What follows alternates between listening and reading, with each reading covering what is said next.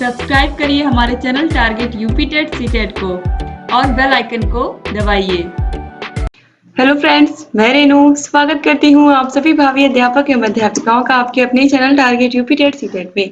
दोस्तों, आज की इस वीडियो में हम पढ़ने वाले हैं आप लोग के डीएलएड सेकेंड सेमेस्टर के सेकेंड पेपर प्रारंभिक शिक्षा के नवीन प्रयास के 2016 के प्रश्न पत्र का हल।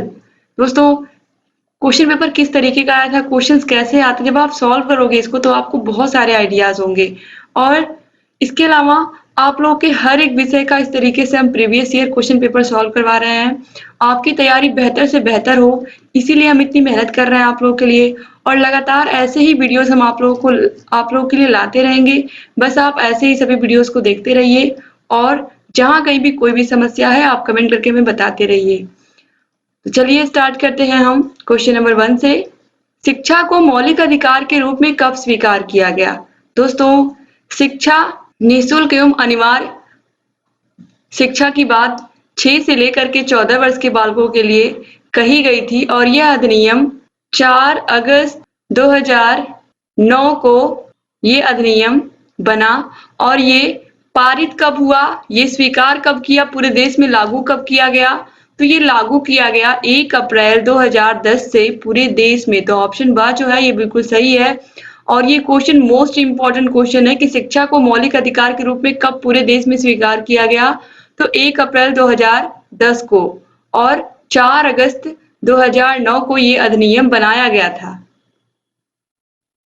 क्वेश्चन नंबर 2 है, शिक्षा को किसी निश्चित स्तर तक सभी लोगों को अनिवार्य एवं निःशुल्क रूप से उपलब्ध कराना है। समाजीकरण, मानवीकरण, सार्वभौमिकरण या फिर विद्यालयीकरण? दोस्तों, शिक्षा को किसी निश्चित स्तर तक सभी लोगों को अनिवार्य एवं निःशुल्क, कोई भी सुविधा अगर समाज के सभी लोगों के लिए अनिवार्य और निःशुल्क की जाती है, किसी भी वर्ग का कोई हो, किसी जाति धर्म, इससे कोई मतलब नहीं है, सभी तक वो चीज अगर पहुंच रही है तो इसका मतलब उस चीज का क्या हो रहा है?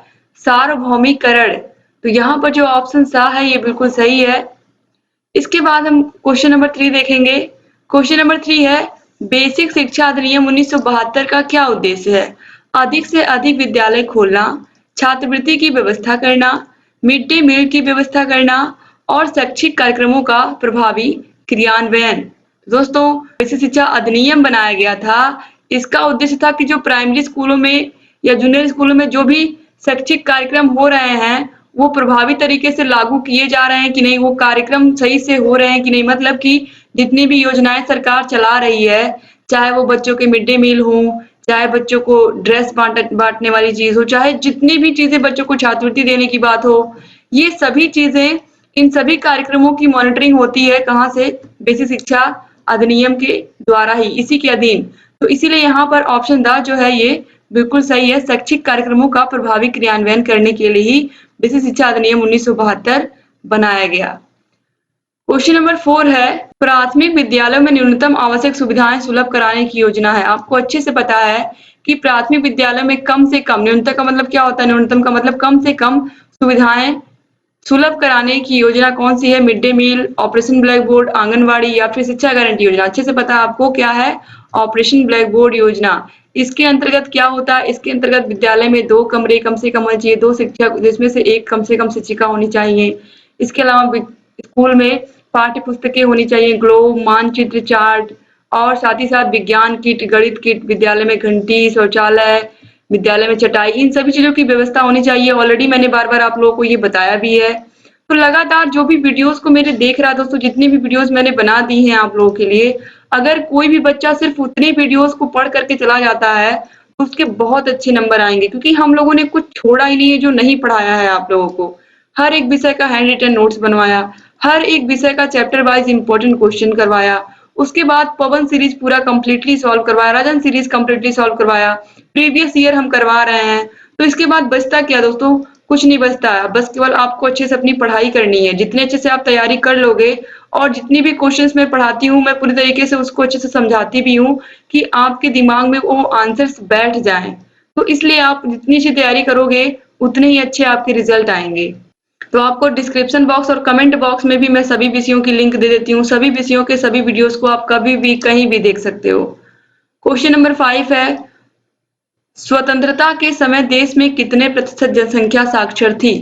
मतलब जो जब हमारा देश आजाद हुआ 1947 की बात हो रही है। 1947 के समय हमारे देश में कितने लोग ऐसे थे जो साक्षर थे, मतलब वो भाषा को सही सही पढ़ सकते थे और सही सही लिख सकते थे? 40%, 32%, 14% या फिर 60%? तो दोस्तों, स्वतंत्रता के समय हमारे देश में जो साक्षर जनसंख्या थी वो थी 14%, और कहीं कहीं आपको 12% भी लिखा हुआ मिल जाएगा, तो इसमें कंफ्यूजन बना रहता है। लेकिन जहां पर 12% देगा वहां पर 14% नहीं देगा, और जहां पर 14% देगा वहां पर 12% नहीं देगा। अब आप देखिए यहाँ पर 12% नहीं दिया हुआ है, तो यहाँ पर आपको राइट आंसर ऑप्शन सा ही लगाना है। लेकिन अगर 12% दिया रहेगा किसी ऑप्शन में तो ये भी सही ही है, क्योंकि कहीं कहीं आपको 12% लिखा हुआ मिलेगा, कहीं कहीं 14, तो यहाँ पर 14% है, तो इसलिए आपको राइट आंसर यही लगाना है। इसके बाद क्वेश्चन नंबर 6 है, विद्यालय स्तर पर शिशुओं की मांसपेशियों का विकास होता है वार्तालाप से, पठन अभ्यास से, सृजनात्मक क्रियाकलापों से या फिर मानसिक अभ्यास से? राइट आंसर है ऑप्शन सा, सृजनात्मक क्रियाकलापों से। क्वेश्चन नंबर 7 है, सर्व शिक्षा अभियान किस आयु वर्ग के बच्चों की शैक्षिक व्यवस्था से संबंधित है? तो सर्व शिक्षा अभियान आपको अच्छे से पता है कि 6 से लेकर के 14 वर्ष तक के आयु के बालकों के लिए बनाया गया। क्वेश्चन नंबर 8 है, कस्तूरबा गांधी बालिका विद्यालय योजना किस वर्ग की बालिकाओं में साक्षरता की स्थिति को बेहतर बनाने के लिए है? अनुसूचित जाति, अनुसूचित जनजाति की लड़कियों के लिए, अन्य पिछड़ा वर्ग के लिए, अल्पसंख्यक वर्ग के लिए या उपयुक्त सभी वर्गों के लिए? तो जहां पर भी लड़कियों की साक्षरता दर बहुत ही कम है, चाहे वो अनुसूचित जाति की हो, जनजाति की हो, अन्य पिछड़ा वर्ग की हो, अल्पसंख्यक हो, इन सभी के लिए तो राइट आंसर ऑप्शन द हो जाएगा। क्वेश्चन नंबर 9 है, सर्व शिक्षा अभियान के अंतर्गत संचालित होने वाले कार्यक्रमों के लिए वित्तीय सहायता प्राप्त है राज्य सरकार द्वारा, केंद्र सरकार द्वारा, राज्य और केंद्र सरकार द्वारा या फिर ग्राम पंचायत द्वारा? तो सर्व शिक्षा अभियान के अंतर्गत होने वाले कार्यक्रमों के लिए वित्तीय सहायता राज्य और केंद्र मिल करके देते हैं। कोई भी योजना है, चाहे वो मिड डे मील योजना हो, चाहे जितनी सर्व शिक्षा अभियान, संपूर्ण साक्षरता अभियान, स्कूल चलो अभियान, इन सभी में जो खर्च होता है वो राज्य और केंद्र सरकार दोनों मिल करके उठाते हैं। क्वेश्चन नंबर 10 है, कितने अंतराल के उपरांत पाठचर्या के पुनर्विकास एवं समीक्षा का प्रावधान है? 5 वर्ष बाद, 6 वर्ष बाद, 8 वर्ष बाद या 5 वर्ष बाद? तो हर 5 वर्ष के बाद पाठ्यक्रम के पुनर्विकास की समीक्षा की जाती है। इसके बाद क्वेश्चन नंबर 11 है, महात्मा गांधी ने बुनियादी तालीम या बेसिक शिक्षा का प्रस्ताव कब रखा था? वर्धा शिक्षा सम्मेलन में। वर्धा शिक्षा सम्मेलन कब हुआ था? 1937 में हुआ था, तो ऑप्शन बा बिल्कुल सही है।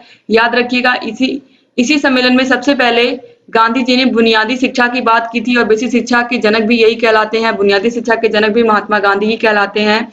ये क्वेश्चन भी बहुत इंपॉर्टेंट है, और वैसे भी 2016 का पेपर है, तो आप लोगों को पेपर में आए हुए सभी क्वेश्चंस को मेहनत से करना चाहिए, पढ़ना चाहिए, समझना चाहिए। क्यों?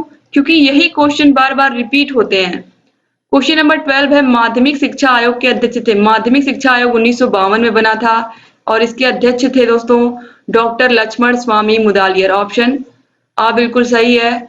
डॉक्टर दौलत सिंह कोठारी आयोग के अध्यक्ष थे, 1964 में बना था, 1966 तक इन्होंने अपनी रिपोर्ट प्रस्तुत की थी।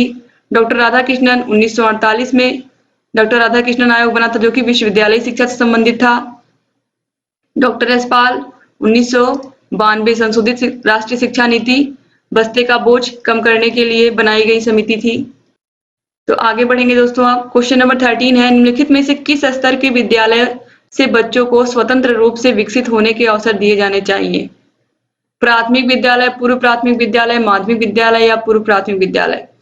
दोस्तों यहाँ पर पूर्व माध्यमिक विद्यालय है ऑप्शन बा में, तो पूर्व माध्यमिक विद्यालय और माध्यमिक विद्यालय ये तो ऑलरेडी गलत हो गए।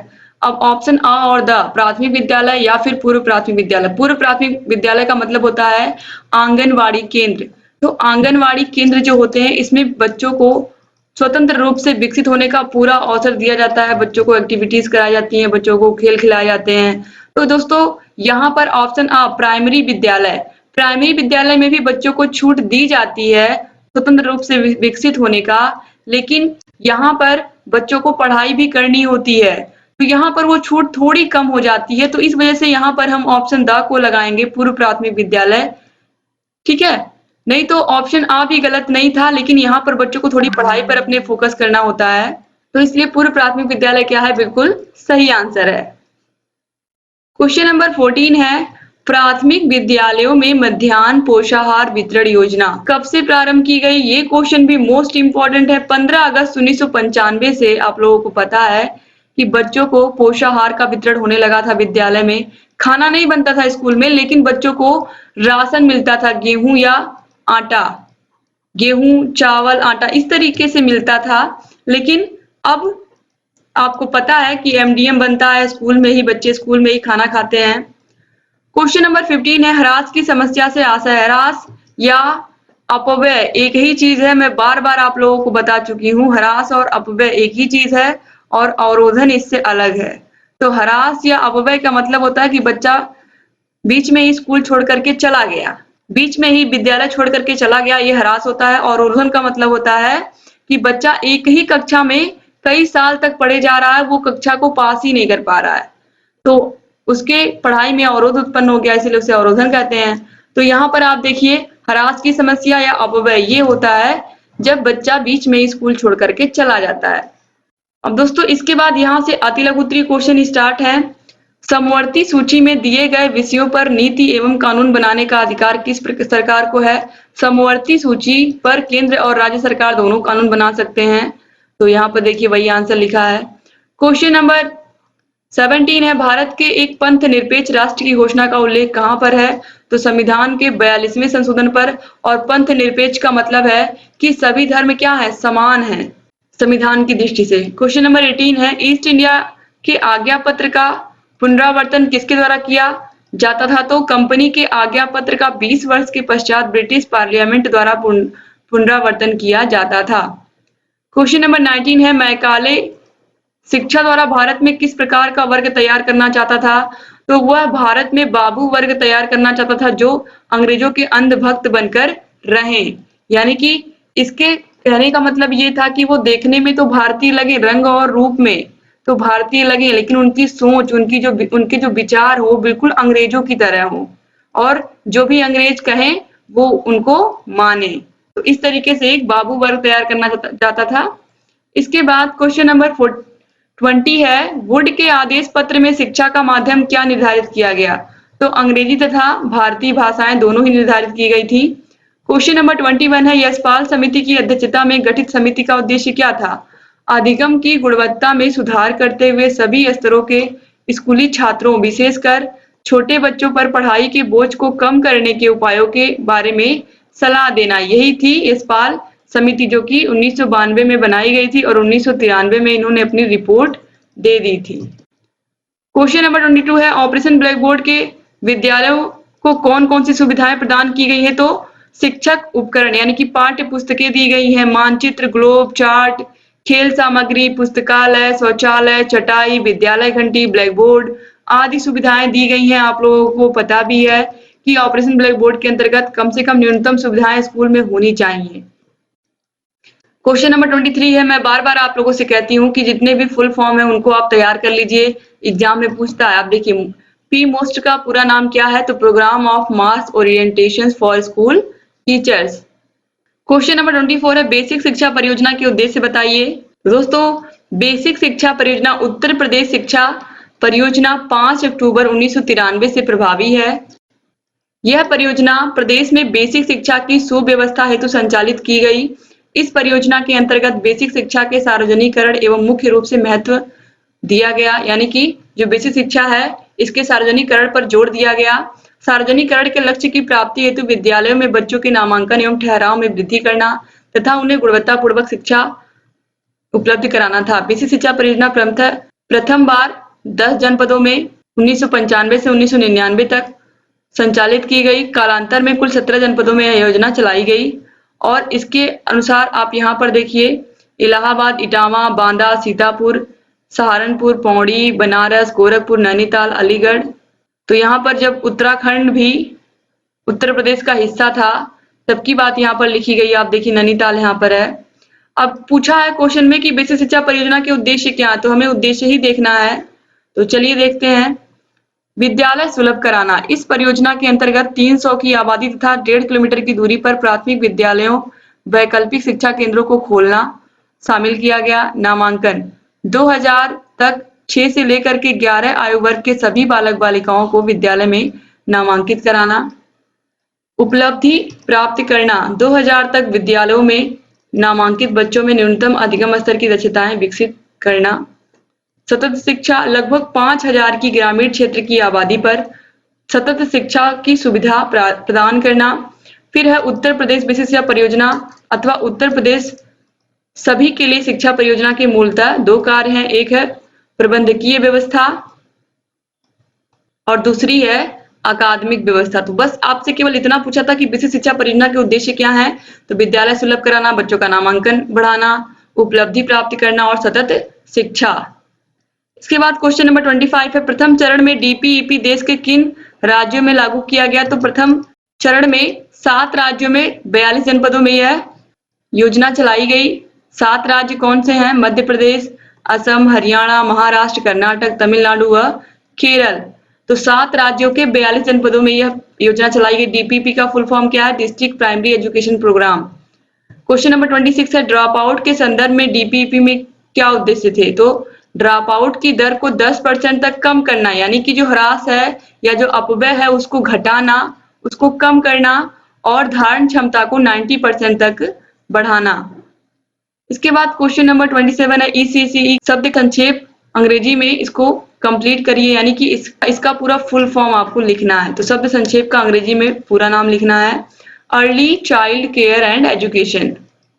इसके बाद क्वेश्चन नंबर 28 है, प्रथम चरण में मध्याह्न भोजन योजना प्रदेश के कितने जनपदों एवं विकास खंडों में लागू की गई? तो 38 जिलों में एवं 248 विकास खंडों में संचालित की गई जब एमडीएम योजना शुरू की गई थी। क्वेश्चन नंबर 29 है, एनसीईआरटी के प्रमुख कार्य।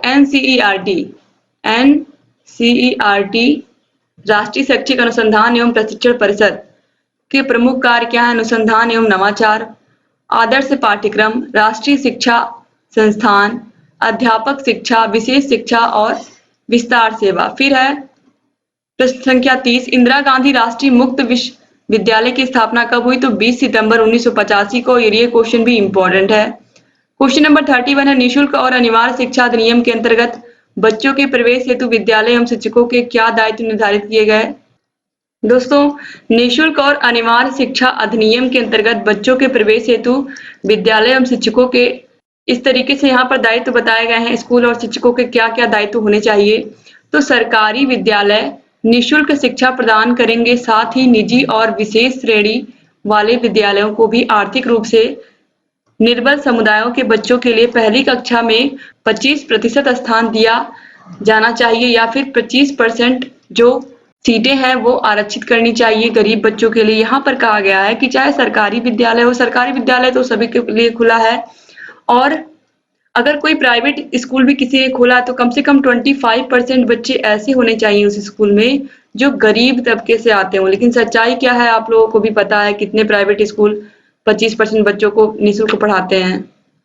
तो चलिए देखते हैं क्या क्या दायित्व है स्कूल के और शिक्षक के। कोई भी विद्यालय प्रवेश लेने के लिए ना तो कोई अनिवार्य दान या चंदा ले सकेगा और ना ही अभिभावक बच्चे के चयन के लिए कोई प्रणाली अपना सकेगा। प्रवेश देने के लिए अनिवार्य रूप से चंदा या दान लेने की स्थिति में उसे 10 गुना अर्थदंड देना पड़ सकता है और चयन प्रणाली अपनाने के लिए पहली बार ऐसा करने पर 25,000 और उसके बाद अपनाई गई हर प्रक्रिया पर 50,000 का दंड देना होगा। यदि कोई स्कूल पूर्व प्राथमिक शिक्षा भी प्रदान कर रही है तो उसे इन कक्षाओं में सीटें आरक्षित करनी होंगी।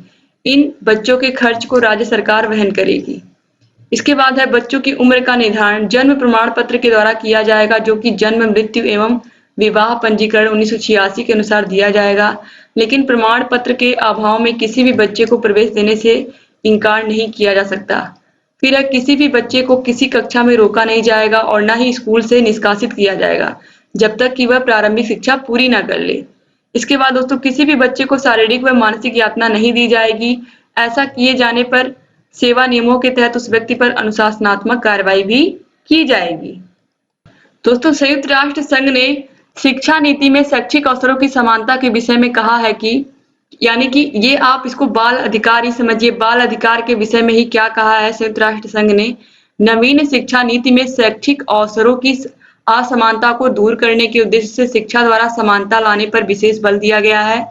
इसमें अनुसूचित जातियों एवं जनजातियों को भी सामान्य जातियों के समान लाने का प्रयास पर जोर दिया गया है। इस उद्देश्य को पूरा करने के लिए प्रौढ़ एवं सतत शिक्षा के प्रचार और प्रसार के लिए विभिन्न स्रोतों एवं तरीकों को व्यवहार में लाने पर बल दिया गया है। यानी कि सभी बच्चों को समान रूप से शिक्षा मिले, यही संयुक्त राष्ट्र के द्वारा कहा गया है। संयुक्त राष्ट्र संघ ने यही कहा है कि बच्चा किसी भी धर्म का हो, किसी भी जाति का हो, उससे कोई फर्क नहीं पड़ता है। सभी बच्चों के लिए शिक्षा उनका अधिकार है, आप लोगों को पता है। और आपको ये भी पता है कि संयुक्त राष्ट्र संघ द्वारा 20 नवंबर 1989 को बाल अधिकार की घोषणा की गई थी। क्वेश्चन नंबर 33 है, विद्यालयों में किस प्रकार की शिक्षा दी जानी चाहिए जिससे विद्यार्थियों में सभी धर्मों के प्रति आदर भाव विकसित हो सके।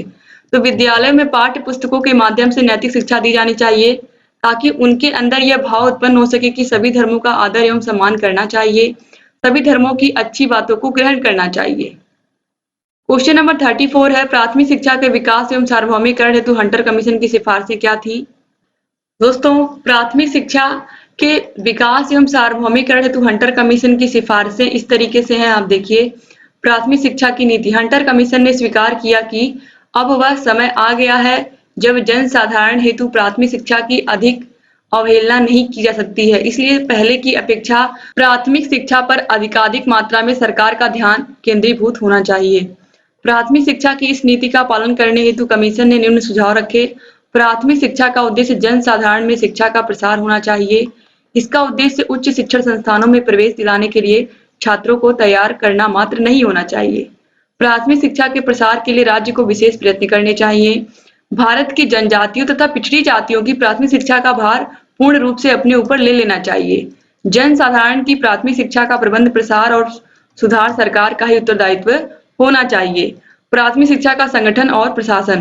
प्राथमिक शिक्षा का पूर्ण उत्तरदायित्व स्थानीय संस्थाओं, नगर महापालिकाओं तथा जिला परिषदों को सौंप दिया जाए।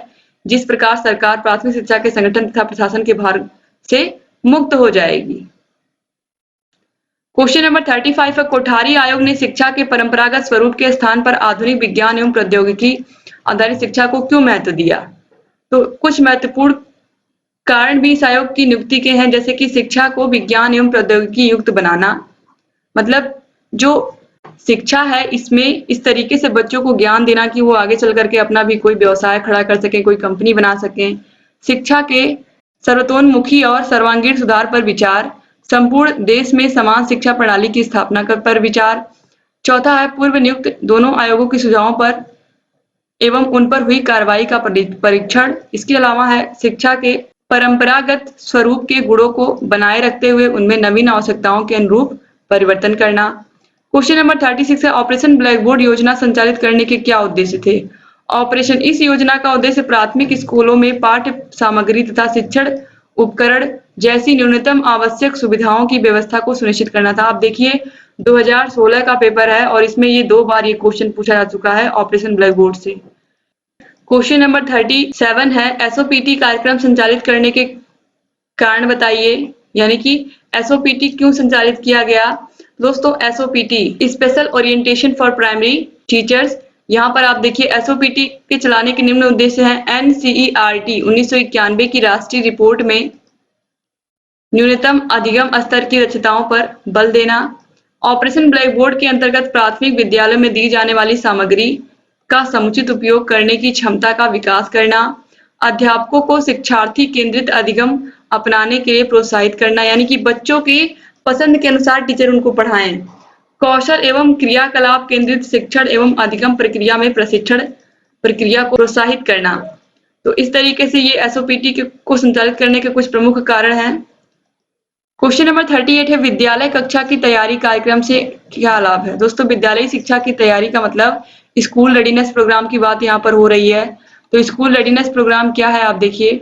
विद्यालय उन्मुखी कार्यक्रम का अर्थ है विद्यालय की ओर उन्मुख होने वाला कार्यक्रम, अर्थात वह कार्यक्रम जिसके द्वारा बच्चे विद्यालय के प्रति आकर्षित हों। प्रारंभ में इस कार्यक्रम का प्रारूप अंतर्राष्ट्रीय बाल वर्ष में राष्ट्रीय शैक्षिक अनुसंधान और प्रशिक्षण परिषद यानी कि एनसीईआरटी नई दिल्ली द्वारा तैयार किया गया था। यह कार्यक्रम मुख्य रूप से उन बच्चों को दृष्टि में रखकर बनाया गया था जो कक्षा 1 में सीधे प्रवेश लेते हैं। कक्षा 1 के पहले पूर्व प्राथमिक शिक्षा का उन्हें किसी प्रकार का भी अनुभव प्राप्त नहीं होता है।